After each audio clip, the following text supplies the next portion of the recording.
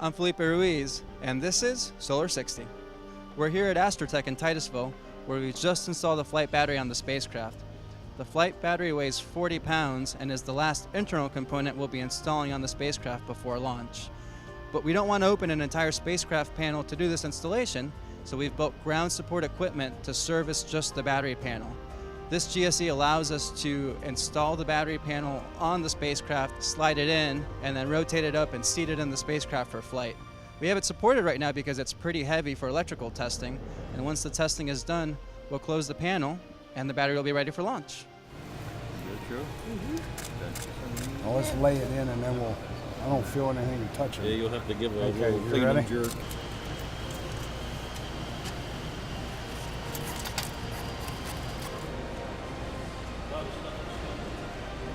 That's it from Astrotech.